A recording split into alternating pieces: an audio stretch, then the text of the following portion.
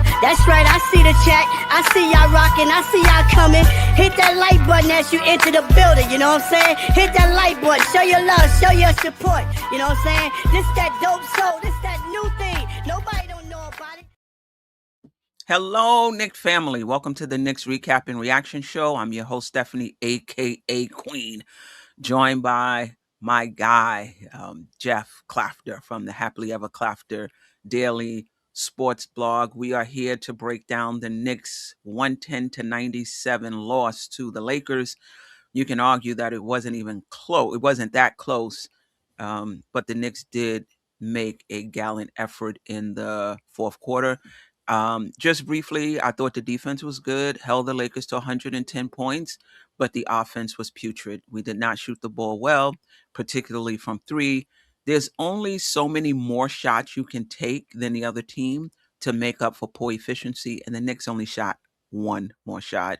And there's only so much defense you can fall back on to make up for poor efficiency.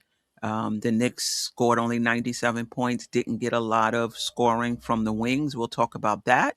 The Lakers are not a consistently good team, like 24 in defensive rating for the season, but over the last 15 games, they are a 10th ranked defense, and it sure looked that way last night. Brunson's slump continues, though he shot decent from three. I think he was 37 point something percent. This was one of those games, and I'm interested to see what Geoff has to say when we get to it, where I would not have mind a 30 points on 30 shot effort from Jalen Brunson. No one else got it going. And, sometimes your best player has to try to take over the game, even though he did not shoot well. He wasn't efficient last night. Again, I don't know if I would have minded a 30-point, 30-shot game from him. Overall, though, I think this was a one-off. The Knicks are still a very good team. It was they were just bad versus the Lakers. Defense is holding. It seems to be pretty good consistently, and the offense just sputters at times. Geoff, just your overall thoughts on the game last night, and then we'll get into it a bit more. This is why you keep your safety on your firearm so you don't shoot yourself in the foot, right? I thought most of our foibles, most of our folly was a result of self-inflicted wounds. 18 turnovers, I think, in the game. Correct. Both Brunson and Shamet with season highs in that category. Brunson had 7 turnovers, and I think Shamet had 3. So those two were the biggest culprits by themselves. We'll talk about their individual performances more in a bit, I'm sure, but just a low energy effort in general. I thought, Brunson, it was very telling, a couple of quotes from one from each team. Brunson said, of all the things that coach asked us to do, we didn't do any of them well. So I thought that was telling. And then Austin Reeves said, we just wanted the game more than they did. Wow. And I think that sums it up pretty well. And it's true. I mean, they wanted it more than we did. We didn't get to the 50-50 balls like we normally do. We were sloppy with the ball, which is not like, I think it was a season high in turnovers or pretty close to it. And when you turn the ball over and you limit your possessions that much, that's going to affect things. And then when you compile that with terrible shooting performance, especially from the perimeter, it's just a recipe for disaster. And so I just think overall it was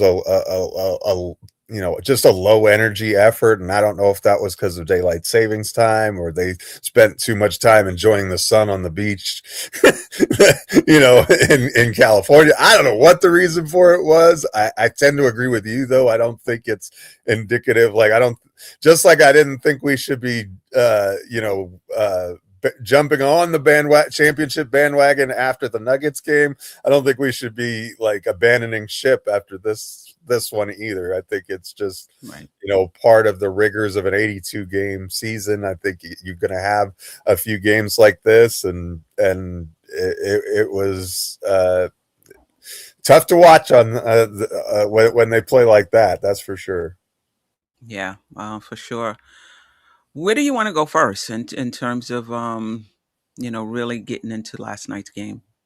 I think Brunson. I just didn't like his process. You know, uh, 7 turnovers is just an outrageous amount for him, and it seemed like down the stretch when it's winning time or whatever you want to call it, I think he gave the ball away 3 times in a row or something like that. So, and the shooting slump continues. And look, he's human. All these guys go through slumps at times. It's true, but this team is not going to be the best version of itself in the playoffs if Jalen doesn't, return to his form in terms of his efficiency. Like, I think that's a big part of what we do as a ball club. I think the margins are so slim. I don't think that we can really survive a JB who's shooting this poorly, and especially if he's combining that with being loose with the ball. I think the loose with the ball part was an outlier because he was outstanding in terms of assist to turnover ratio in the games prior to this. But again, I feel like it's been a month now that since he's really had a really good game shooting the ball, and it shouldn't be fatigue because he's actually playing fewer minutes than he was last year, and I don't really remember him having a stretch like this last year, although I don't have a great memory sometimes, so it may just be that I'm not remembering that he did. But and I have confidence because the guy is a playoff riser that he'll be back. But this isn't the version of JB that we signed up for, that we're used to, in my opinion. Yeah, I agree with that. 24 points on shooting splits of 421, 375, 714. He was 8 of 18 overall, 3 of 8 from 3, 5 of 7 from the field. I'm not sure what to attribute it to. Like you said, players go through slumps, and it just may be one of those. You asked the question last night, is his focus on the defensive end impacting him offensively? I mean, I thought he played solid defense last season and was still efficient. I don't know if he's putting in extra work on the defensive end this year. If that's impacting him, I do think his role is different. I think it again. He's playing a bit different since the All Star break. I think he's much more pass first.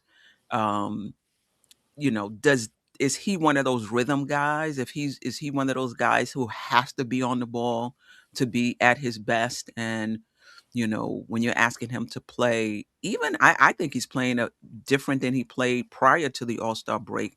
Is that something that's impacting him? I'm not sure. But to your point, the Knicks are going nowhere fast if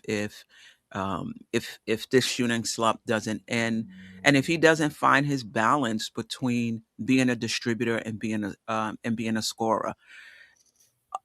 In addition to his efficiency, there are times when I feel like he has the mismatch and he gives it up. Now, is that because he knows he's not shooting well? So, for instance, last night in either the first quarter or the first half, Aiton was switched off on him. And instead of him going to work, he passed it to Shamit in the corner. I mean, Shamit is a good 3-point shooter, a really good 3-point shooter, and he's been playing well for us of late. But you have a mismatch on Aiton, opportunity to get into the lane, maybe get to the line. Maybe that'll help you get going. Maybe pick up a foul on Aiton. Not that he's not that he's playing so well that you want him to get out of the game. But I just feel like the balance between the passing and the shooting, though improved, and I've said this probably for the last, I don't know, few games, if not few weeks, I feel like the balance, in my opinion, is a tick lower. Whereas before it was like too much shooting. Now I feel like, I don't want to say too much passing, but I do want to say the balance is still not there between the distribution and finding his finding his shot, finding his rhythm, because some players are rhythm players. You know, like it's just hard for them to pass, and oh, now I can do it. We'll see. I We'll see. agree with you. It's like when you're messing with your stereo and you get the treble right where it's supposed to be, but then the bass isn't quite where Right. you need it to be, right? Right. You know, and then it's just you're just fiddling with that knob, and you hope you don't rip it off the. It's not knobs anymore. Probably, I'm probably showing my age here, but I remember there was a time when it was the knob that you had to do, and it was on. I think it's all buttons now, but I remember it being the knob on the stereo system of the car, and so I agree with you on that. And it seems like the Pacers game was the catalyst for that, like that fourth quarter when he just kind of was in ISO Jalen mode supremely. Like he didn't look to pass the ball, and he didn't even take bad shots. He just didn't make them, Right. And so I think that was, I think since then he's kind of dialed it back, and I kind of wonder with you, maybe he did dial it back too far. I don't know. East Blue Drew said he wasn't looking for anybody last night. I'm not sure if that's exactly true. I mean, I think a part of his 7 turnovers was that he was passing the ball, and he, he did have 7 assists also. So he throws more passes than anybody on the Knicks actually, and he did again yesterday. So I'm not sure that's exactly true, but maybe I'm just not seeing the game the same way. Listen, I don't think that was the case. And if it was, I think he should have did it a bit more, because he got absolutely no help from the other players around him. And we'll get into them. OG Anunoby, 13 points, Hart 8 points, Mikal Bridges 0 points. So no, I'm just not of the mindset. And I've been watching Brunson closely because, to your point, since the Indiana game, I've noticed a difference in his play and his approach to his floor game. I've noticed the difference. I've been really watching him. And like I said last night, there were times when I thought he should have took the shot. And he was passing it out. And last night was a game I would not have minded a 30-point, 30 shot game from Jalen Brunson, because I just didn't think anyone was shooting the ball well, even him. But I just trust his ability to at least get his shot off consistently. I do want to point out, though, in the first quarter, just to give Jalen Brunson some defensive props, he was out on an island against someone. I'm not quite sure who it was, and he moved those puppies, as Kendrick Perkins would say. And it wasn't just a half a second where he was out on the island. He was out on that island for a few seconds, and he moved those feet. And whoever he was guarding, he kept them in front. They shot over the top and missed the shot. And he put out a lot of effort on that defensive possession. So kudos for him. The Knicks defense has been consistently better, and part of that has been the buy-in from both Brunson and Karl-Anthony Towns on that side, on that side of the ball. Hopefully the slump, his efficiency returns, but also the balance returns in terms of passing, shooting. Where do you want to go next? I think the donut, Mikal Bridges. How you scored 0 points, bro? I'm a big defender of Bridges. I think he does a lot that goes unnoticed. I mean, as far as an energy and effort guy, I think his personality sometimes make him seem like he's not necessarily locked in. But then if you look at like the amount of running that he does is probably more than anybody else in the league. But he can't have 0 points in a regular rotation. But like if you get 0 points because the coach just put you in to keep the streak alive and then took you out like he did, at the last game last year, that's fine. But that can't happen, bro. I mean, you gotta be more actively involved in that. Just a disappointing effort from him and I don't have an explanation. I was not happy with McCall's play yesterday.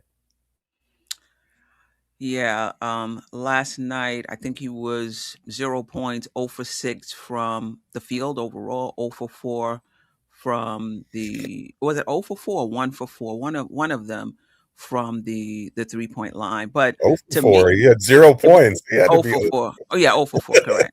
Correct. Um, but I would lump OG and Hart in there as well. I just thought we didn't get anything from our wings last night. OG Ananobi with 13 points.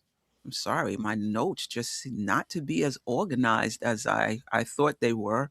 Um, OG 13 points. Um, I forget his exact stats, but this is OG Ananobi. Like what we saw from Denver, he can do that, and I like that about him. That we have multiple players on his team, including OG Ananobi, who can step up offensively and give you a monster game. But I just don't think he's a consistent two-way player.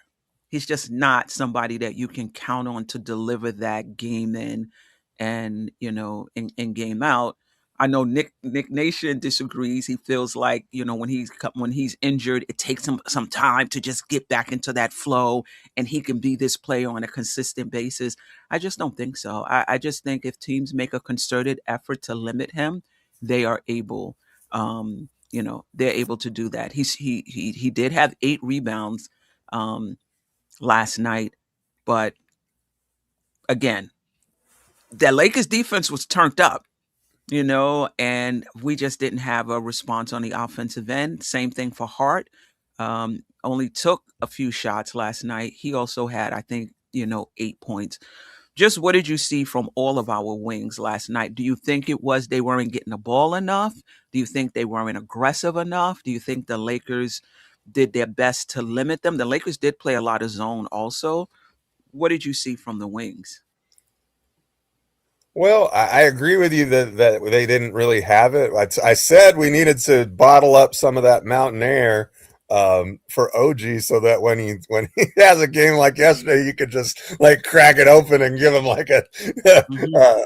a shot of it in his lungs there, because that mountain air in Denver seems to do his shot and his body good. He was, you knew that was going to come crashing down, and I thought that Reddick did a really good job. I thought that they threw a lot of Absolutely. different looks at us defensively, and they didn't just do the same thing all the time. And the Knicks got confused by it, frankly. Like they didn't do a good job of adjusting and noticing what the game was doing and how to attack, and that hurt them. And I think that it it, it when we were just failing all across the board, though. Everybody played bad. I don't even think the bench was particularly good, but it's really the funny thing to me about the wings. Mhm. My gut instinct says that that we might be better served with Hart not in the starting lineup, but then I saw a stat yesterday. Did you know the Knicks are winning 70% of their games when Josh Hart starts?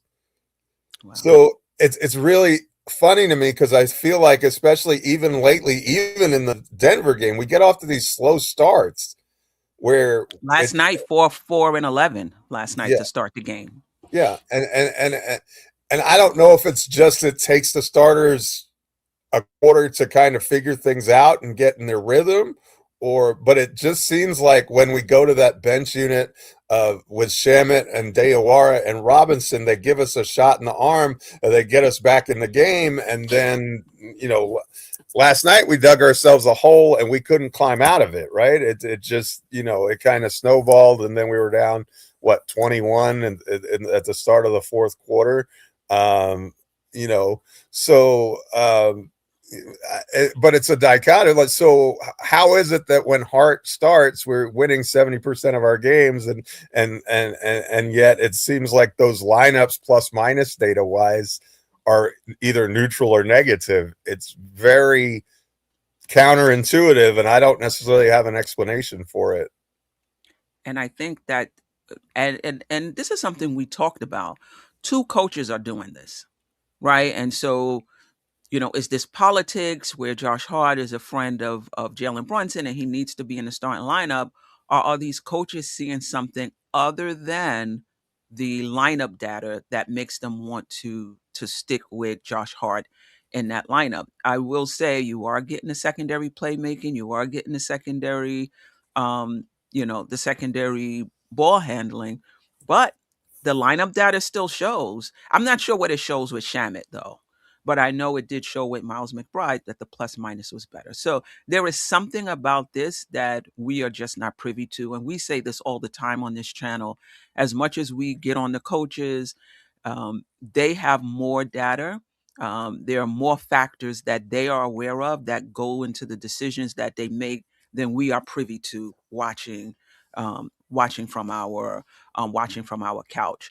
I will say, to your point, the Knicks started the game 4 points to the Lakers 11. They were also 1 of 12 from 3 to start the game, but they did close that quarter on a 6-8 run, held the Lakers to just one field goal in the last few minutes of that first quarter. They were still down 5, still down 5 at the half though. So they did climb their way back, back into the game.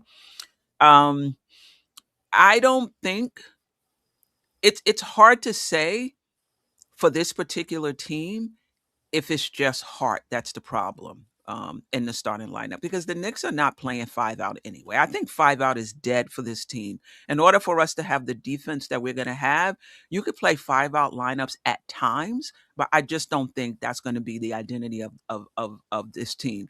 4-1, sometimes 3-2. Sometimes we have the all brick unit in there with Brunson. So I think the Hart thing may be a little overplayed. I think all of these lineups have 1, 2, and sometimes 3 players in the lineup that are not spacers.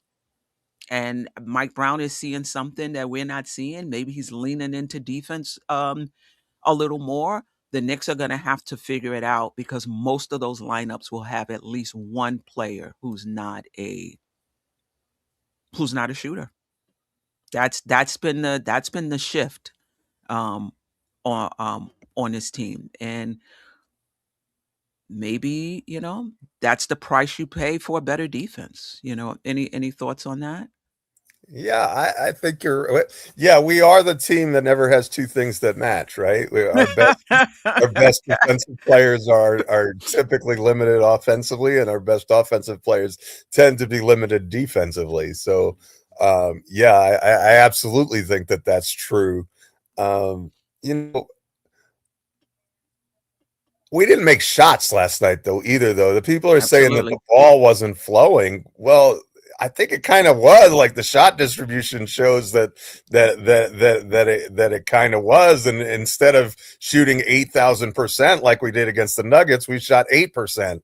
And when you take a ton of threes like we do, and you don't make them, leads to long rebounds. It makes defense more difficult.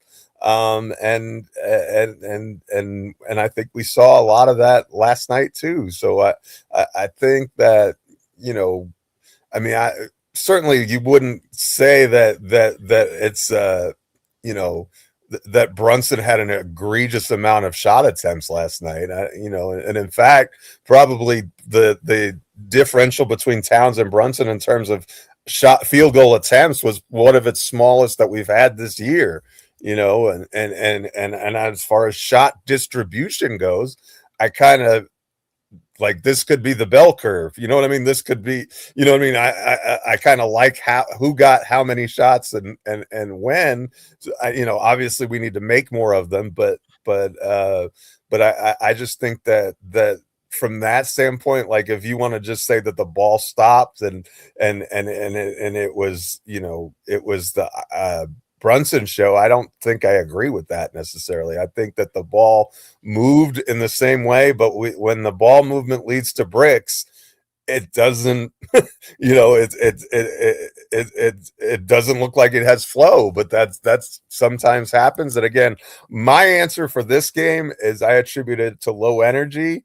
I think it's going to be a challenge tonight because we play in LA again, and we've got to summon the courage and muster up a much better performance tonight. We can't afford to lose both games in LA. I mean, we're already, Boston beat Cleveland, so we fell another game behind them in the standings. So it's really looking like a 3 or a 4 seed for us at this point, which is, not ideal. I will add to that, Geoff, about the ball flowing. The other team has something to do with that. To me, this wasn't a game where the ball wasn't flowing because Brunson was in burner mode, which I think last night, when you're not getting that type of production from other players, sometimes you, as a best player, you do need to go into burner mode, even if you're inefficient. That was not the case um, last night. So this wasn't about Brunson dominating the game and dominating the shots. This was about the Lakers' defense limiting what was available for the Knicks. They played a zone. The Knicks did not, in other words, offensive flow can be disrupted by one player taking over the game, not passing the ball, but it can also be disrupted by the opposing team's defense and what they do. And I think last night our offensive flow was disrupted by the Lakers defense.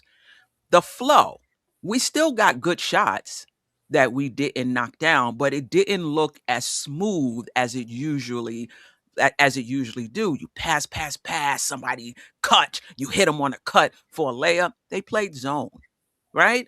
So sometimes you have to win ugly, right? Last night with their defense, it was not going to be a free-flowing, nice-looking Denver Nuggets type game because the Denver Nuggets doesn't play defense like the Lakers play. The Denver Nuggets, you can get anything you want on them. They don't play defense like that. The Lakers, again, 21 in defensive rating on the season, but over the last 15 games, 10th ranked defense in the NBA. And that's what it looked like, at least to me, last night for both teams. Both teams. But they only scored 110 points, but Luka knocked down some really good shots, despite the Knicks' overall good defense. Well, And that one OG was right in his chest, and he had to fall away from like 8,000 feet, and that's my he's point. falling out of bounds, and you're like, okay, how do you defend that? So that's perfectly said by you. And that's my point. They played good defense, just like we did, but we had nobody making shots like that. That's the difference in the game. It's not going to always look the same, particularly if you're playing a good defensive team. But you shoot 23.5% from three, you're losing. You shoot 42.7% overall, you're losing, right? So when we're analyzing this game and how free flowing the game looks or not, consider the other team as well and the defense that they're playing. They know how the Knicks like to play. As a matter of fact, everybody in the NBA knows how everybody else wants to play. Do you have the personnel that can limit it? And last night, the Lakers, whether this was a one-off or not, they were able to limit what the Knicks like to do. All right. Brown coached a horrible game. Listen, one of the things that I would love, and if we didn't, when we win, Brown was great. He outcoached the other team. Then when we lose, Brown was horrible. He didn't outcoach the other. He got outcoached by the other coach. Like, it is a bit more nuanced than that, right? Execution matters as well. And I also think you have to know a lot about schemes to be able to judge a coach, right? You have to know a lot about it to be able to say, you know what? In this particular case, most coaches would have did this. A lot of us, and particularly I'm talking to myself, I don't know a lot about offensive and defensive schemes on an NBA level to be able to judge Mike Brown and say he should have did this and he should have did that. I will say I didn't understand it. I'm curious. I wonder what went into that decision. I think we have to just acknowledge our limited information as well. It doesn't stop us from being critical, but I do think we need to acknowledge the limitations we have when we're judging, when I we're will judging say a this coach. in Mike Brown's defense. He was visibly and noticeably frustrated by the way the team was playing. So it seemed like, sometimes the game plan was bad and you get exploited, and at other times it's the execution of the game plan is bad, and the level of energy is bad. And I thought against the Lakers, it was more about effort and attitude and energy than it was. I don't think it mattered what scheme we used yesterday against the Lakers with the way that with the how-to that we were playing with. I just thought that our energy was off. And when you play low energy against, look, the Lakers they're not vintage, but they're still a very good team. They're almost at 40 wins themselves, and so you can't just go in there and give a half-hearted effort and expect to go in and beat them like you did the Nuggets the night before on an outstanding effort. So, I just, I'm not going to pin this one on the coach. Does Mike Brown have his flaws? Yes, but guess what? No matter what coach we bring in here, it doesn't matter who you bring in here. Even if it was Eric Spoelstra or Steve Kerr or whomever you think is the best coach around, you would have issues with him. I guarantee, from a game-to-game basis. And if you don't believe me, go to Miami Heat spaces sometime when they're in a down spell, and you'll hear them saying the exact same things about him that we were saying about Tom Thibodeau last year. So, like, the coach is low-hanging fruit. It's easy to pick on. There are times, yes, when you can say the coach cost us this game or that game. I think that's true. Sometimes their decisions, but also sometimes it's just you make a decision and it doesn't work out. Like, you can make this decision that the data says is right, and you fail. And is that so? If the coach was to make a decision that was less of a percentage play and it worked out, that's better coaching? I'm not saying it very eloquently right now, but I think that that's the case sometimes. And so, Mike Brown has his flaws. Is he? I don't think he's a top tier coach. I'll be honest. I think that he's probably a second tier coach, but I kind of think Thibodeau was too. So I think they're kind of in the same category of coaches, and overall, Brown has done a good job with this team. I think that we're on pace to win 51, 52 games relatively easily. I won't say easily, but assuming that we don't completely collapse down the stretch here, we're on pace to have a lot of wins, and he'll be judged by what we do in the postseason for sure. But if I'm not going to sit here and say that this was Mike Brown's fault last night, particularly. The Knicks didn't execute, and they didn't shoot well. And the Lakers had something to do with it, and the ball was not moving the same. The turnovers tell the truth, but why wasn't the ball moving? The Lakers had something to do with that. Actually, the more the ball moves, the more turnovers that you potentially have. Right?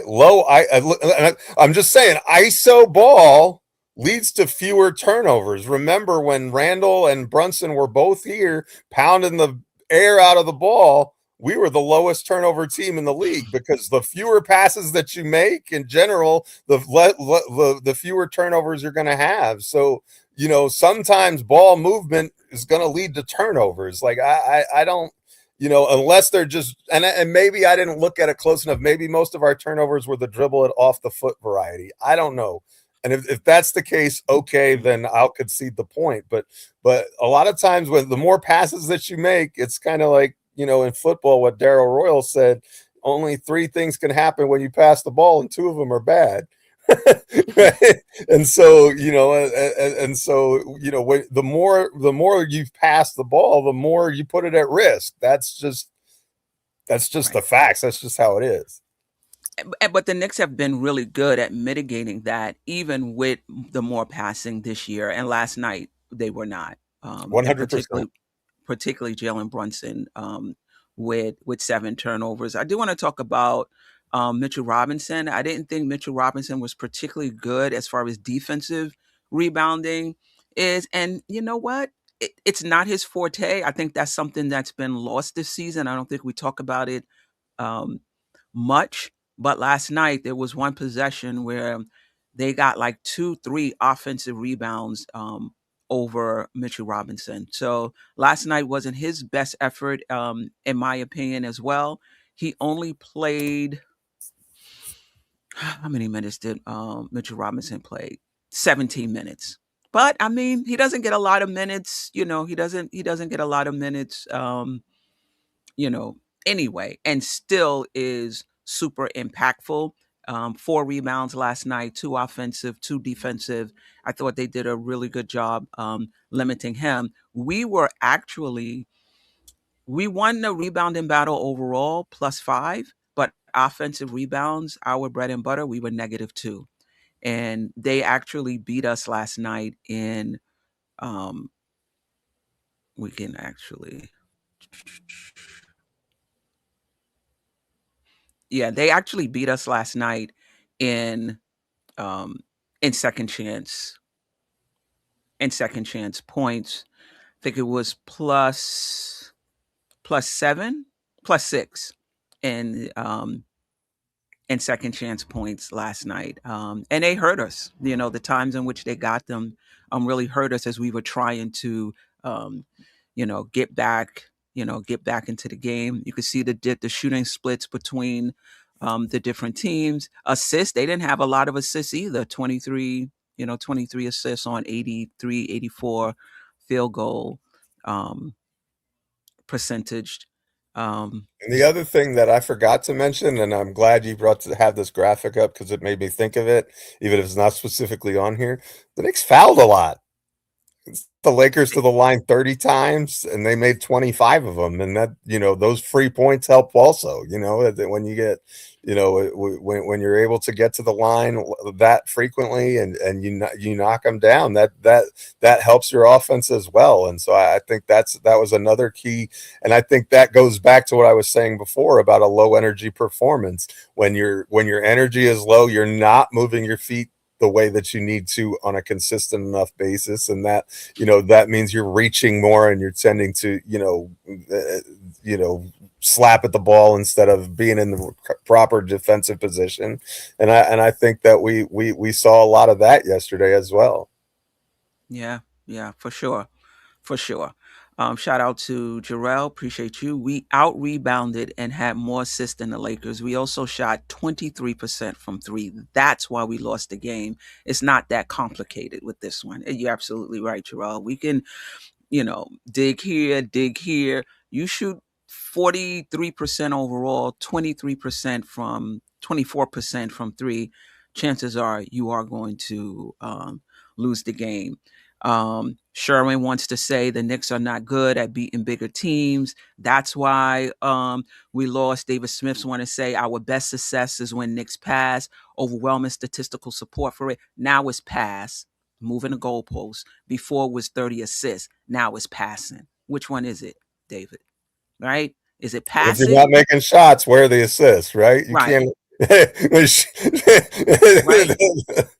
Is it passing or is it assists? And aren't we 2-1 against the San Antonio Spurs, who are one of the longest teams in the league, biggest teams in the league? So Sherwin, with stout perimeter defenders as well. So you did struggle with the Detroit Pistons specifically, absolutely, but I'm sorry, Sherwin, and maybe I don't have good basketball eyes, but I do not see it the same way. I think that can length bother us at times? Yes, but I've seen the Knicks play extraordinarily well against length. I saw us beat the Cleveland Cavaliers twice, and they have one of the longest front lines you're going to see. And so, and again, we're 2-1 against San Antonio. Probably should be 3-0. And as Queen rightly pointed out, they've got elite perimeter defenders all over the place, and they're all big and long and rangy. So, Sherman moves the goalpost too. He moves the goalpost too. First is we too small. It's the bigger teams. Now it's the perimeter. Now it's the perimeter people. And David Smith moves it as well. When we why you not the Knicks? You can pass and lose. You can pass the ball and lose. You know, and if you're not passing the ball well, maybe it's because the defense is a bit disruptive. I did not see, Geoff, correct me if I'm wrong, I did not see Brunson going rogue last night, dominating the ball, not passing, and that's why we lost. I saw the Knicks attempting to pass the ball, the Lakers defense being on point, and the Knicks missing shots. That's what I saw last night. I agree with you. I know you've been saying it for 2 years, but I'm just saying you've been wrong for 2 years, in my opinion. I mean, I will tell you this, David Smith. I'm not as big a Brunson stan as you are Cat stan. You are more a Cat fan than it seems like a Knick fan. I will come in and I will tell you Brunson's floor game needs to improve. Brunson cannot stay in this slump if the Knicks are going to make it to the finals, right? But I'm not all up in his ass the way you all up in Cat's ass, where every 99% of your comments are either pro Cat, how much his plus minus in the Eastern Conference Finals, last night he did this, last night he did that. It's like y'all lovers. I mean, we literally spent the first 5-10 minutes of the show saying that what Brunson is doing is unsustainable here. Like, let's not. Thank you. Like, I don't know if you got in late, David, but that was really the headline of what we were talking about. That was what we led with, was that Brunson didn't play well. His process was bad. He didn't shoot the ball well. He hasn't been shooting the ball well. We need him to shoot the ball better. That's literally was our lead analysis of this game. So to say that we're sitting here and we never say anything bad about Brunson or Bridges is just wrong. I mean, in fact, I think regardless of who's playing poorly, I think we're going to call it out. If Hart has a bad game, what do we say? Hart had a bad game. Mitchell Robinson wasn't great last night. Queen mentioned it. Like, we're not the pom-pom squad, and whoever is playing bad, we're going to call him out on it. And guess what? Yesterday, the entire team played poorly. And so, like, give us a break here. I mean, we are recognizing the issues. We did say that this team is not going to get to its ceiling with Brunson playing the way he is. So I think that, like, you act like nobody is saying these things. And so, we are acknowledging it. Yeah, he came in late. He wants us to be all over Brunson like he all over Cat. And I think we could see it both ways. He can only see it one way when it comes to Karl Anthony Towns. All right, Anna Girl 1, make or miss league. We didn't miss shots because of the Lakers defense. I think that Lakers defense had something to do with it. Were there shots that the Knicks had that, they could have made? Absolutely. But to say the Lakers defense had nothing to do with the Knicks shooting, I'm not buying it. But did the Knicks have enough open looks that if they would have knocked it down, there could have been a different outcome? Yeah, absolutely. Your thoughts, Geoff? Did you think that the Lakers defense didn't have much to do with the Knicks shooting? I mean, I thought the Lakers did a great job. Like I said before, I thought they mixed up the looks. And they were very successful. That sometimes they played zone, and we kind of struggled with that. And then kind of when we got used to, okay, that's what they're doing, that's when we're going to attack, then they switched it up to something else. I thought JJ Redick did a really good job of playing multiple. And I don't know if they do that all the time or if they just did it yesterday, but they did a good job. But I also thought we missed a fair share of open looks that we normally do make as well. Like I said, I just think it was a low energy performance. And, I'm not going to trip about it, but I just, that's just kind of my opinion on it. I thought we missed a lot of open shots. I thought we moved the ball. but again, no assists when you don't make shots. So, as Jerrell And said, sometimes it boils down to that. And I think that last night was kind of a case of that. But again, I don't think it was shot making or anything else as much as it was low energy effort on the part of the Knicks and not doing the things that have been successful for us, not playing the same way that got us the 40-point win against Denver. yeah, and then also the quality of the shots too, against a team that's playing good defense. You know, um, you may get some open looks, but I don't know if the Knicks got wide open looks. Right? There's times when the Knicks will get into the key, pass it out to the wing, and like you got time to like twirl a ball in your hand, get it set like you're taking a free throw. I don't think that was the case last night. But listen, no excuses. No excuses. The Knicks got enough looks. And it wasn't enough. Shout out to Judas Revenge. Knicks just didn't make shots. Lakers defense was the problem. Lakers was Lakers defense was or wasn't the problem. Lakers, I think he says was, but did he or she mean wasn't? Lakers didn't play that well. Um, Walter White. We looked like we had a good game Saturday night in LA with a lost hour, and we rarely play well in matinee games. Fair? Wasn't. Knicks just didn't make shots. So he or she felt that the defense wasn't the problem. Okay. Okay. All right. I mean, we can have differences of opinions there, and it could be both. And it could be both. Mike T424, Mike Brown is starting to coach like Tibbs. In what way? I mean, we lost the game last night. Come on, folks. Like in what way is he beginning to coach like Thibodeau? Let me know. I'm actually interested in that. So Mike T424, if you could put that in the chat, I'll appreciate that.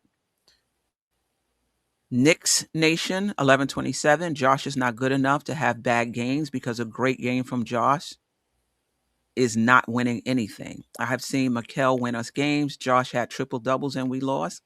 I mean, let's be fair. And Josh has also had triple doubles that spurred us to winning or was a big part of us winning. Let's be fair. Like this narrative that a great game from Josh Hart doesn't mean anything and a poor game from Mikal Bridges means everything. Let's stop. I understand that we have our favorite players, but you still have to be able to look at these players somewhat fairly across the course of a season and be able to acknowledge when a player you don't particularly like has an impact on the game and when a player you like serves up a dud. And last night, Mikal Bridges served up a dud. I'm not going to argue. I didn't think Josh had a particularly good game, but you're not going to make me believe that when he does have a good game, that it doesn't contribute to winning. You're just not going to make me believe that. Judas Revenge, Cat needs more shot. Nobody shot be taking more shots than Cat except JB. I agree with that. I thought Cat was, I mean, listen, for those that's into plus minus, Cat was a -9 last night, but I thought Cat was good last night. Obviously the Knicks didn't win. 25 points, 16 rebounds, 15 of them on the defensive end. Nobody else on the Knicks had more than 6 defensive rebounds last night. 2 assists, 1 steal, 1 block, was efficient, shot 47% overall from the field, only 1 of 5 from 3. That means he was 8 of 13 from the 2-point from in with his 2-point shots, and maybe he should have gotten more shots last night. And I think defensively he was fine. I mean, there was times when his person would score because he would come over to rotate, either double team or stop a drive, and then his like Ayton got behind him one time, for a dunk. So I thought Cat's defense was still good. I thought he was good offensively. He took 1 shot from the mid range. I'm liking that too with Cat. His shot diet is mixed up. a little bit. I just like the way Cat is playing, and this is one time I agree with David Smith that maybe we could have figured out a way to get him more shots last night. But again, this is just not the way our offense runs. I don't think it's a system run offense. Somebody correct me if I'm wrong, particularly those who know more about schemes, and you get what you get within it. I don't think the Knicks come out of it to run a series of plays for a particular person. Maybe they should. I know they will run a set here and there to feature a person, a player. I don't know. Um, at a what is it now? Eddie FICO getting that credit rating up. Oh, he must be doing well in that respect. No, I'm kidding. Why did Coach play Brunson 42 minutes? Because he wanted to win the game. And I think that you always think you have a chance with your best player in the game. All right. Geoff, anything we didn't discuss about last night's game? One thing that I do find interesting is the actual number of shots taken between Towns and Brunson was probably as small as it's been all year. Brunson had 19 field goal attempts and Towns had 17. So Towns has been down around 11, 12, 13 field goal attempts for a lot of this month. And so he actually did get more shots yesterday than he has been getting. So I think that, you know, if you want to say he should have had 20, 25 shots, okay. I don't think that's happening with this offense, as you said. Like, if your expectation is that Towns is going to be the feature and he's going to get 20 to 25 shots, you're going to be sorely disappointed, because that's not how the Knicks are going to play basketball. It's just not. And I say that as someone who that's kind of my preference, but I, that's not what we're doing. That's not how we're going to roll. And that's fine. And I think that part of it is that Coach Brown wants him to focus on defense more. And I think we've seen the benefit of that. Yes, his scoring numbers are down, but I think you can argue he's had the best defensive season of his career. The rebounding numbers are still terrific. And last night he had 17 shots, but he was 1 for 5 from 3 also. And he didn't shoot above 50% last night. So, it's kind of hard to say, well, yeah, he was 8 of 17, which is about what Brunson was. Brunson was 8 of 19. So it's a little bit worse, but, so you're going to say, okay, well, that definitely means we should have shifted shots to this one or that one. And, I think that the results are skewing our opinions on that. But, so just interesting dichotomy there. And just one of the, so, Sherwin's, again, with this length thing, we beat the Pistons and the Celtics in the playoffs just last year. So, and we actually have a better record against the top teams this year than we did last year. And so, those are also some of the best teams in the league overall that you listed are probably 6 of the top 8 teams. So if you have more losses against those teams than other teams, that's kind of to be expected.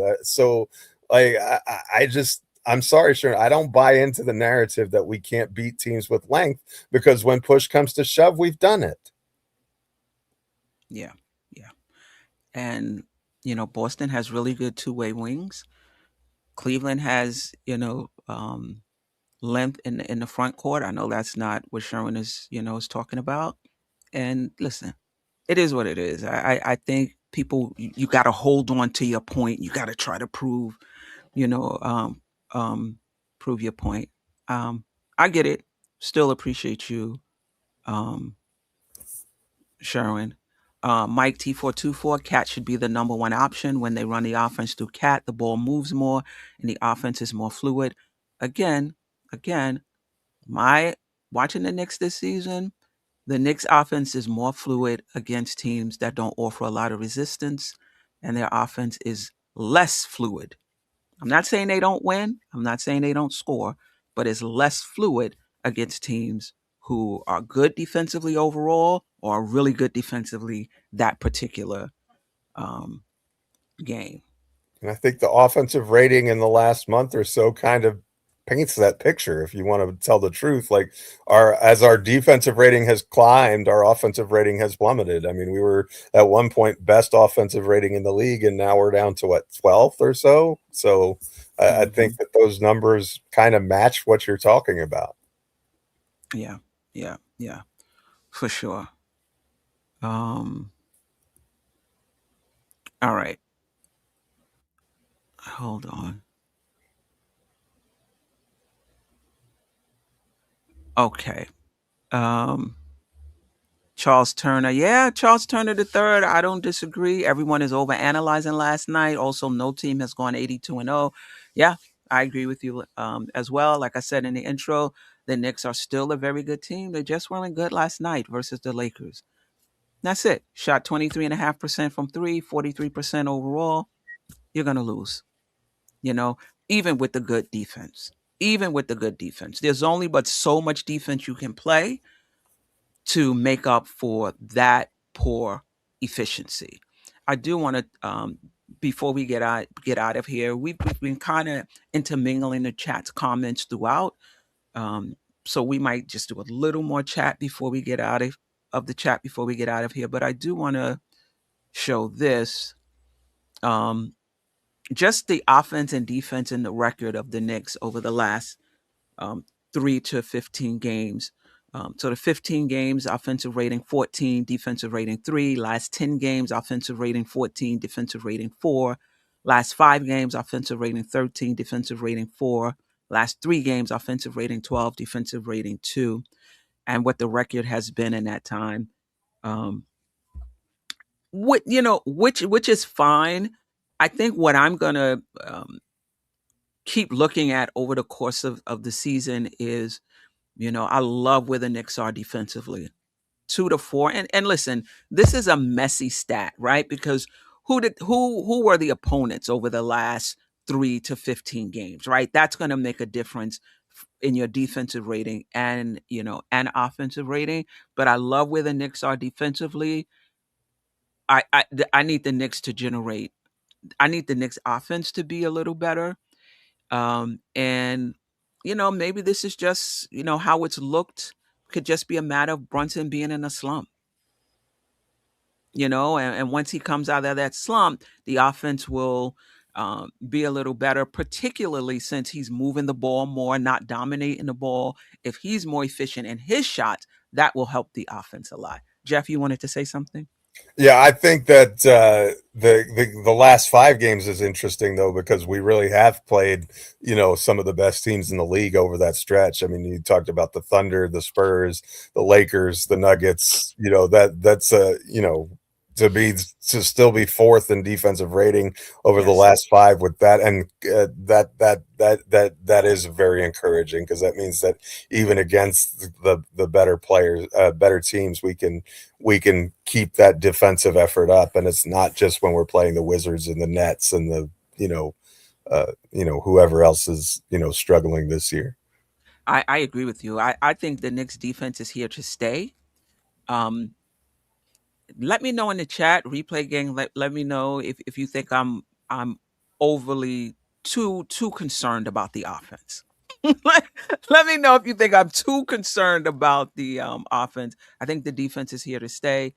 I think last night against the Lakers was a one-off, but it's a indication of my fears, my PTSD in the playoffs, where you play really good defense and you can't generate enough points because the other team is also playing really good defense. So that's my PTSD. That's my, I'm happy the defense is getting better, but please, you got to be able to score the ball. Having really good defense is just alone, it's just not going to be enough. I don't care how good your defense is. If you can't score the ball, you're not winning, right? The Knicks can score the ball, but I just think maybe they're still trying to find their balance with their newfound defense. That's my hope. All right. We have a super chat. What is our backup when our threes are not falling? I mean, that's a great point. And when we're not winning the second chance point battle, which we didn't win last night, But we were plus 14, I think, on points in the paint last night, or something like that. Listen, if you're not hitting your threes, you got to find other ways to score. If you're not getting second chance points, which the Knicks love to do, you got to find another way to score. And the Knicks just weren't able to do that last night. And turnovers were killer. Like that was a Turnovers. lot. I think that cost us probably 5 to 10 possessions. That even if you're shooting poorly, 30%. Let's just say if you get 10 extra possessions, that could be 6 to 9 extra points. That's I mean, that doesn't win us a 13-point game, but it's not as bad as what I would say. What 18 turnovers or something like that. So and 21 and gave up 21 points off of those turnovers. So that's a huge factor in the games. And the Knicks are usually very good about protecting the ball. So that's kind of one of my reasons why I kind of think this is a one-off as opposed to panic mode. But at the same time, I agree with Queen that I don't think number 12 offense is good enough to win a championship. Like, I think we have to get into the top 10, probably closer to 6 or 7 offensively if we're going to truly be championship contenders. The defensive number is there right now. The offensive number needs to rise, in my opinion, if we're going to compete for the championship. So I'm not on this island by myself, Geoff. we there together. I appreciate you, my friend. Len to Len 686. The Knicks are consistently inconsistent, and because of that, I can't take them seriously. They are inconsistent, though, but so in terms of not taking them seriously, so does that mean you just turn a blind eye to what they're doing defensively, or a blind eye to the talent? I mean, they are maddeningly inconsistent. But to me, I'm encouraged by this team. I'm encouraged. I'm encouraged by the defense, and I'm encouraged that the offense will find their way. And I'm encouraged by what I'm seeing from Cat of late on both ends of the ball. And I just believe that Brunson's shooting will come around. But I hear you, Len to Len. I hear you. I ain't mad at you. I hear you. I don't think we're wildly inconsistent, though. Like, if you look at wildly the season, is too much. I think we're mildly inconsistent. Mildly. And this is why I say that. Really, if you look at the season as a whole, we had the one bad 2-9 stretch in January where everything was falling apart. But other than, I think we're like 16-6 or something like that in our last 22 games. And the stretch before that was really good too. So outside of that one stretch of bad basketball, I think we have been pretty consistent with how we've played and what we've done and our ability to beat good teams. And so I think we're in those in that metric. I think we're much better than we were as far as consistency last year. I guess we were consistent last year in that we got boat raced by all the best teams, but I actually think that this team is more, in some ways, is more consistent than last year's was, especially on the defensive side of the ball, as those numbers have really shown. And even the offensive numbers, if you look at it, the ratings seem to be this locked in at this point. It's like 14, 14, 13, 12, 3, 4, 4, 2, right? So to me, that is consistency when you're able, like, I think if it was inconsistent, we would see like one over the past 10 games, maybe 14-2, and then over 5 games, it would be 7-6, or you know what I mean? There would be massive and wild fluctuations, but I don't think that's what we're seeing with this team. There are some clunkers, but look, that's the NBA. It's the 82-game season. Like, there are head-scratching results all the time. So you just I think the Detroit Pistons lost to the Brooklyn Nets the other night, right? Stuff happens in the NBA, and sometimes it's unexpected. But I think that this has been other than that one stretch in the middle of the season at the start from January 1st, probably through the end of the month, I think we were inconsistent, but other than that, I think that this team has been pretty consistent. Okay. Jamrock, always appreciate the super chat. Thank you for rocking with us. Don't want to be like how Boston were in the playoffs.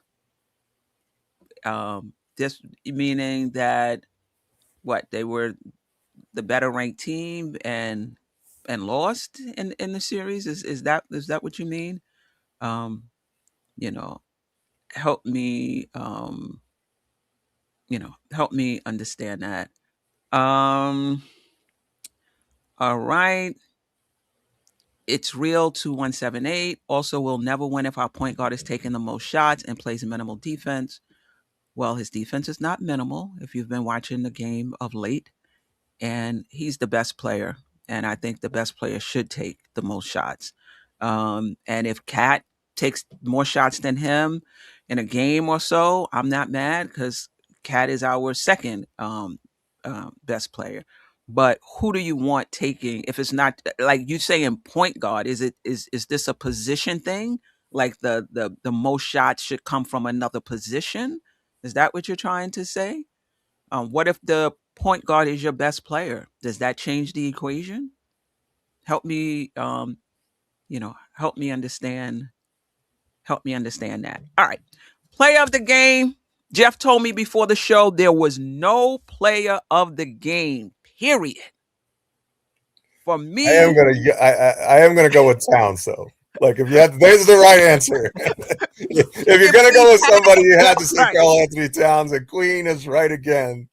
If you have to pick somebody from last night's game, based on his efficiency and how he dominated the defensive boards for us, I would say Karl Anthony Towns last night. And of late, I've been really, really encouraged by how he's playing on both ends of the floor.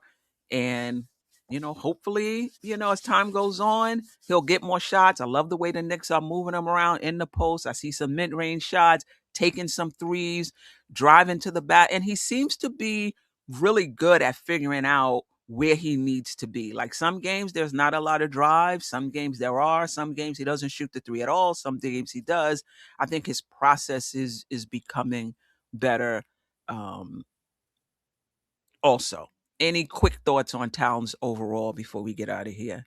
100% agree. In fact, he's been our best player for a month now, in my opinion. His shooting percentages are climbing. He didn't have a great night from three yesterday, but welcome to the club. Nobody did.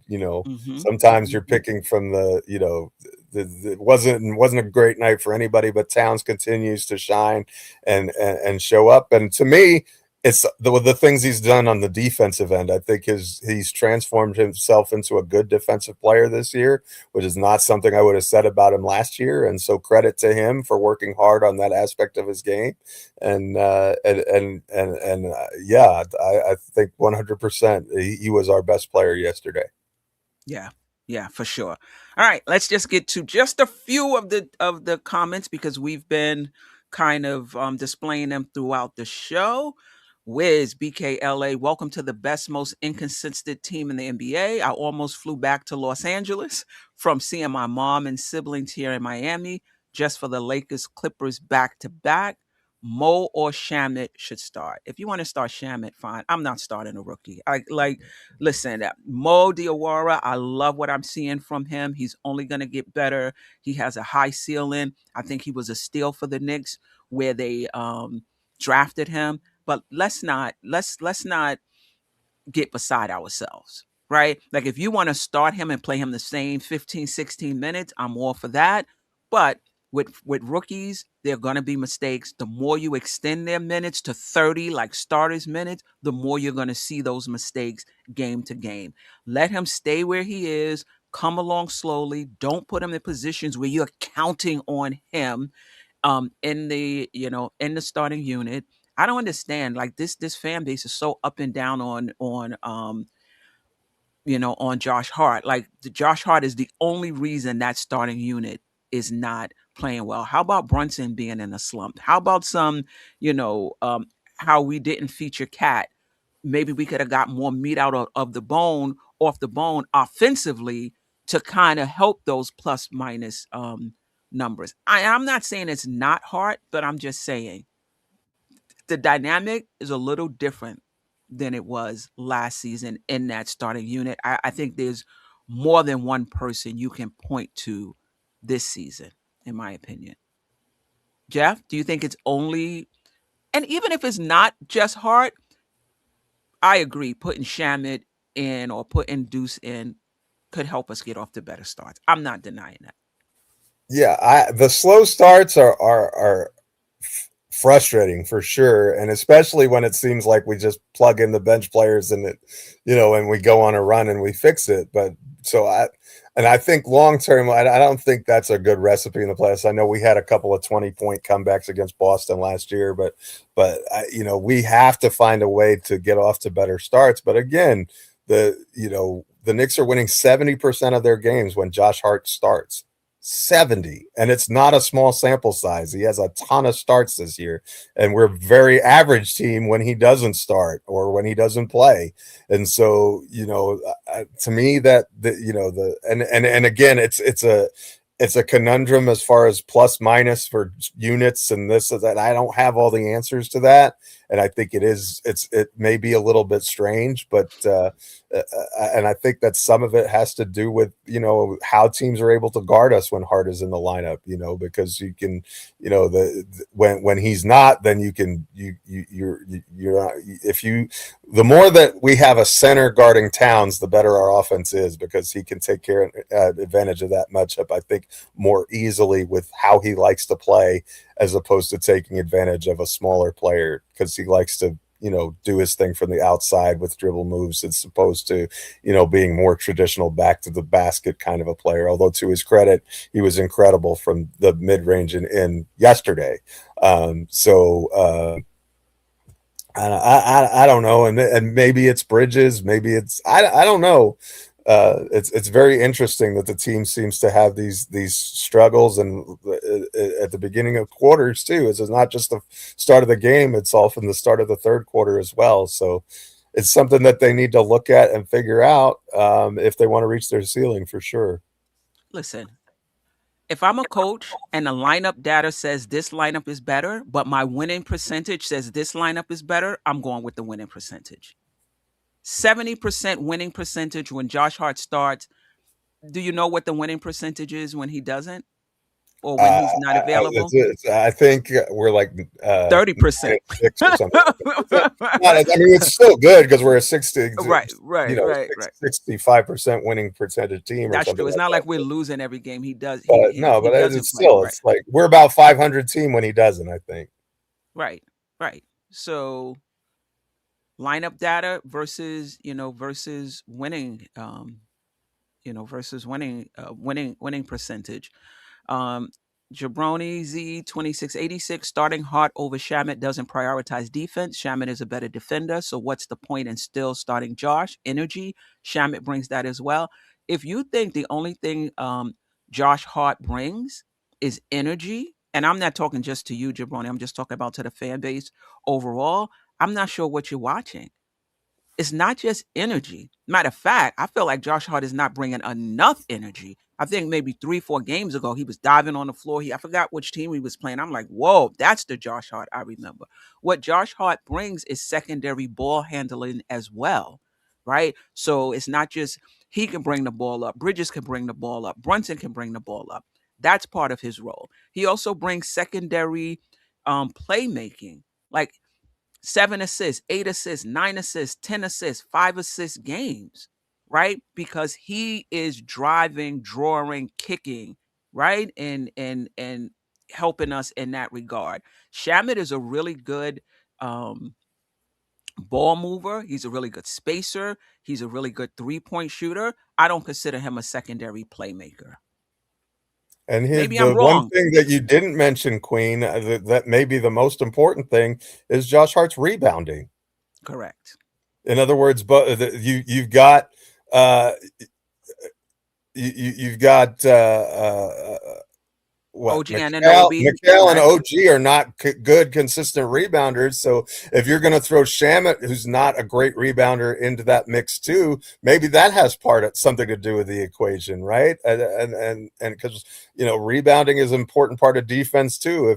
And when you just have Towns doing it, I think it makes it more difficult on him. And Towns is a fantastic rebounder, but when you have two outstanding rebounders on the floor, I think that helps. Correct. Towns can't be the only one out there tracking down rebounds, right? I don't know if I've played in games like this and I've coached games like this where we could not corral a defensive rebound. And so the offensive possession for the other team just kept going on and on and on and on because we could not get a defensive rebound to stop that possession, right? So you're right. I think that's a big part of it, and that might even be the main part of it. Maybe if OG Anunoby was an average to above average rebounder, maybe you can start Shamet or Deuce. Maybe if Bridges was an average or above average rebounder for his position, maybe you can start Shamet. But those guys are not good rebounders. You're going to leave Towns out there by himself because the lineup data says something else, right? Who said it? Was it Riley? Rebounds win championships, Pat Riley or something like that. You have to be able to rebound the ball. So Josh Hart brings more than just energy. So I want to bring this up because this is important for me in terms of the community we're trying to build here. Sherwin, good morning. I wonder if you guys have basketball eyes. I'm going to stop right there. Sherwin, David Smith, who was a bit out of hand today, and so he's no longer in the chat, and anybody else. We do our best to include the chat in what we're trying to do, right? That's part of the rebranding. That's part of our shift. Be respectful in your comments. If you cannot be respectful in your comments, we won't show your comment and you won't be a part of the show for that day. Okay? If you have something you want to say, just say it. You don't have to insult us to say what you have to say, right? That goes for Sherwin, and that's a warning for everybody else. Say what you got to say. You don't have to insult us to do that. Okay? All right. Moving right along. I think we got to Anna Grow 1. Brunson did have a lot of foolish turnovers down the stretch. Absolutely. But I saw a few uncalled fouls. He made it personal with the refs again. Really? Okay. All right. I like that perspective. That was an interesting take. Yeah. It definitely was. Keith Turner took a lot of bad shots as well. I was like, what the hell shot selection was that? Yeah. But you know what? When you're playing a good defensive team or a team that's good that night, sometimes you can't get into your spots and you can't get the shots that you would usually take. So they're a little rushed, they're a little forced. Okay. I think we did the Josh Hart thing today. Okay, let me see. Am I missing?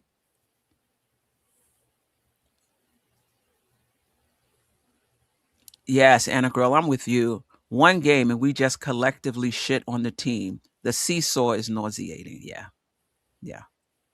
It was a bad game. I think the Knicks will be okay. All right. Let me see. Mike T424. It could be T424, but I like T424. Yeah, me too. It's very Star Wars. Cat should have got the ball down the stretch of the game. Yes. And he felt Brunson was going rogue down the stretch. Okay. D. Grant, you guys are looking at the winning percentage against. No, this is the winning percentage against everybody we've played. It's not just a 70% winning percentage against the weaker teams. 70% winning percentage against everybody that we've played. Is that correct, Geoff? Yeah, yeah. It's the entire It's the whole season. schedule. I mean, and it's I think it's I don't think it's well we're 1-12 against the very best teams and we're 20-0 against the bad teams. I don't think that's an accurate Right, statistical depiction either. In fact, right. as I said before, we're actually better against the over 500 teams than we were, or the top 8 teams, whatever you want to call it, than we were a season ago. And so if you want to blame all of those losses on Josh Hart, I think that's a little bit disingenuous. But I mean, I'd have to look at it closer. But I don't know what our record is with Josh Hart playing in those specific games, but I'm not sure that you do either. Correct. If a big is guarding Josh Hart and he's not hitting shots, doesn't that clog up the lane and have the big just roaming the paint? If they're a wing guarding cat, how do we take? Well, two things. That this is a great point. Everybody want to focus on the fact that the center is guarding Hart, clogging the lane. What are we doing with Cat, who has the wing on him? What are we doing? Are we spamming that mismatch so that they have to come out of it, or are we just focusing on the Josh Hart part of the equation? That's a Right? great point. Yeah. Because if we're going to Hart, to Cat, and Cat is scoring, they have to come out of it. That's number one. Number two, it's not just Josh Hart. If you've noticed, we have lineups. The two we'll have a lineup where we'll have Hart. Who else? Another Brickster in there. We'll Robinson. we'll have Hart, Robinson, um, and somebody, and somebody else. Sohan. Sohan doesn't play a lot of minutes, but my point is the Knicks are going to have to learn how to play with having a non-shooter in the game. Period. And Whether other that's teams do it. It's not like this Mission Impossible. Oh, there's one, but like you just have to figure it out. And by the way, Josh Hart's shooting from 3 has actually been pretty good this year. Thank you. I think he's about the same percentage as Towns, if I'm not mistaken. I'd have to look it up, but his 3-point percentage has been a lot better this year. It's above league average, if I'm not. It's definitely might be his best 3-point shooting season, and it is definitely at or above league average. Okay? But my point is Detroit doesn't have all shooters. Detroit has very few shooters, in fact. Detroit has very few shooters, and they're winning. So this idea that you can't win if you have a non-shooter in the lineup is overblown, because every team in the NBA is not playing 5 out. Every team in the NBA, most teams in the NBA has 1 and sometimes even 2 non-shooters in their starting 5, and they figured out a way to win basketball games. And that's what the Knicks is going to have to do. So you're telling me these other teams can do it and win, but the Knicks have to do it with all 5 players. Now, if you want to say for our particular team, we're better playing 5 out, I would say that when we've tried that, our defense wasn't good enough. When we tried to play all 5 out, our defense just wasn't good enough. So Towns is playing better now. Brunson is playing better now. Maybe putting Shamet in from Hart, the offense will be a bit better, but you still have the rebounding issue. You still have the rebounding issue because OG and Bridges don't rebound the ball well. So I don't know if there's a you're right. You put Josh in, you give up the spacing, but you get the rebounds. You put Shamet in, you get the no, did I say that right? You give up spacing, but you get rebounds. You put Shamet in, you get spacing, but you give up rebounds. I don't know if there's any perfect way. I just think Mike Brown has to, and I think he has been throughout the course of a game, different lineups that's giving you different things.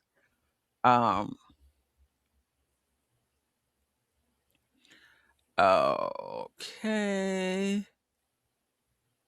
Size 9 by 20 to the Lakers. Like you not happy. Not happy.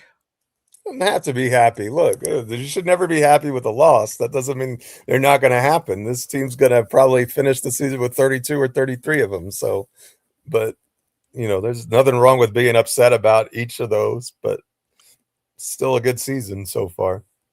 Yes. All right. Josh clogs the paint. Okay. But so does Mitch. So does other people. Even when Diawara, well, they're kind of respecting Diawara now. They're respecting Diawara because his 3-point shooting has been really good. Again, the Knicks are going to have to figure out, like other teams are, how to win with a non-shooter. And Josh Hart is shooting 38% from 3, or something to that effect. I still don't think he gets the respect, even though he is shooting that. I think they do play off of him. Volume and willingness to shoot, right? I think Yes. are part of those. There'll be a lot of times where he's open and he passes up that shot and ends up taking a worse shot. And I think that sometimes is as much the issue with when he has shot the ball. He's been pretty good, but maybe it's those low volume that keeps his percentages up too. So Yes. chicken and egg kind of a thing. Good point. Some of the inconsistency is with effort. It's not just about wins and losses. Okay. It's also about coming into the game prepared to play. The team's energy and effort are too often inconsistent. Okay. I hear you on that. Any last words, Jeff? Oh, thanks to the chat. It was a really lively episode, boy. I mean, they were jumping today. I appreciate y'all. Thank you, Queen. This is a therapy session for me. I need them after games like this. So another one tonight, and it's not going to be easy. I know the Clippers may have a below 500 record, but they started the season like 15 or 16 games below and have been playing a lot better even after the James Harden trade. So, Darius Garland is there. This is not going to be an easy game tonight. And I want to see how the Knicks respond after low energy clunker of an effort, especially because this is our 5th game in 7 nights or something like that. So I'm curious to see how we look from an energy standpoint and second night of a back-to-back. And Jalen Brunson, I think, played the entire second half against the Lakers. So how does he come out? Does that affect his legs when he hasn't been shooting the ball well to begin with? Very curious about how we look tonight against the Clip joint. Yeah, for sure. Shout out to the chat. Appreciate you. Replay Gang, you already know. Silent listeners, appreciate you as well. Jeff, I believe, will be with me tomorrow, but definitely keep him in your prayers this week. I won't get it. I won't get into it. But yeah, just keep him in your prayers this week, and he'll be back with us next week, right, Jeff? Yes. Tomorrow absolutely. And then next week, right? Yes. Yeah. Yes. All right. For sure. All right. Appreciate you. Until next time, family. Sister, you're one of a kind. Yes. Sister, it's time you That's shine. Don't so. Where you at? Where you at? Don't so. Where you at? Where you